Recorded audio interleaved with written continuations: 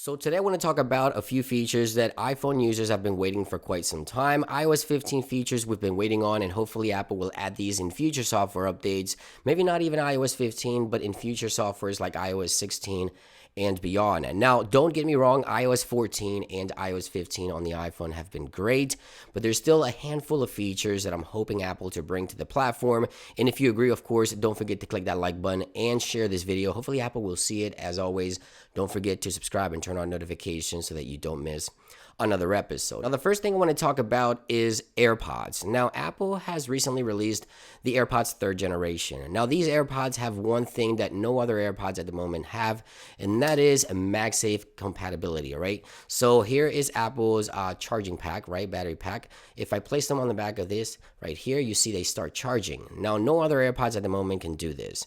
Well, this brings me to the first topic, which is reverse wireless charging. That's one of the features that I'm hoping Apple brings to the iPhone with future hardware and software updates.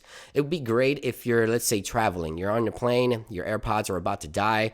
You can place your AirPods on the back of your iPhone for about 5 to 10 minutes, and you get maybe 30 minutes to an hour of playback. Yes, you do sacrifice some of the battery of the iPhone, but if your iPhone's at least at 75, 80%, and you sacrifice a 10% to send that over to the AirPods to get 30 minutes or an hour of playback, that will be pretty cool. Keep in mind, this is for situations where you don't have the ability to plug in your AirPods for a couple of minutes. You're in a pinch. I think this will be a great feature to add to future iPhones and AirPods with software updates, and hopefully that will be coming soon. Again, reverse wireless charging for the iPhone is something that I really want for future software updates. Another thing I want to talk about in terms of AirPods is updates. As we know, AirPods do receive software updates, but Apple does not release any release notes alongside these updates, so we really don't know what Apple is fixing or adding to AirPods when they release these new software updates. It'd be nice to have release notes to see exactly what it is, and on top of that, I think AirPods are such a hit product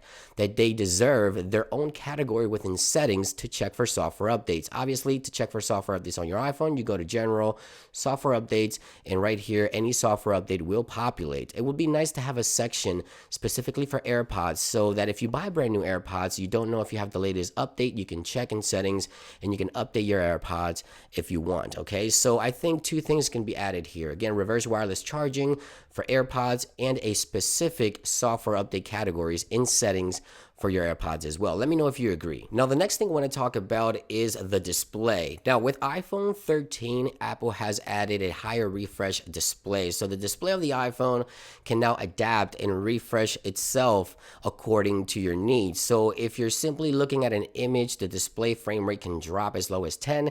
If you're browsing through a website, it can go up to 120 hertz. Now, this hinted at many users thinking that Apple was going to be adding an always-on display. And this brings me to the next topic. Always on display is one of those features that Apple users have been wanting for quite some time. And I think it's time for Apple to make the move and bring this over to the iPhone. We now have the technology. I think the battery technology is there as well.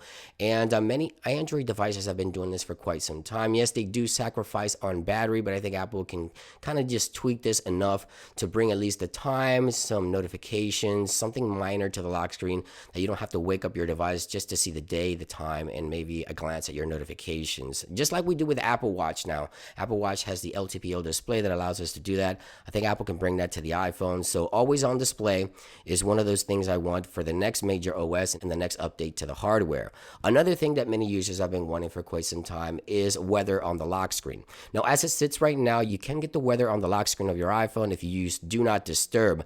However, once you click the dismiss button, it goes away. It would be nice to just simply glance at your iPhone and see the weather conditions, the temperatures outside at a quick glance without having to unlock your iPhone, go into the weather application, etc. So two things in terms of display, always on, and of course, weather on the lock screen. Let me know if you agree with these two additional options. And last but not least, I want to talk about iMessage. iMessage is a very, very popular platform, but I think it's lacking a few features. And these features are not as important as the previous previous ones I just talked about, but I think it will make the experience a lot better. Number one, if you have a group chat, it will be nice to change the background to just give it some personality. We have this black background or white background depending on the mode that you're using your iPhone on, and that's it. It will be nice to have customizable backgrounds for group chats in iMessage. Other messaging platforms have been doing this for quite some time. I think it's time for Apple to make the move. And most importantly, I think Apple should add the ability to schedule a message. So if you have a group message that you want to send to a group of people at a certain time, it would be nice to schedule that message to go out to a particular group of people. So for example, if you have a work group and you need to send a message first thing in the morning, maybe you can ask Siri, hey, send this message at 5 a.m. to my group chat and let them know, etc. Whatever it is that you want to say. It would be nice to be able to schedule messages and customize the iMessage experience on the iPhone. Now, these are more minor, as I mentioned, but nonetheless, everything that I talked about in this video is something that I would like to see with future software updates and hardware updates coming for the next generation iPhones. Let me know what you think in the comments down below. Is there any feature that you would like to see Apple bring to the iPhone and iOS with the next major updates? Thank you for watching this quick update, guys. Have a great day, and I'll see you on the next one. Peace.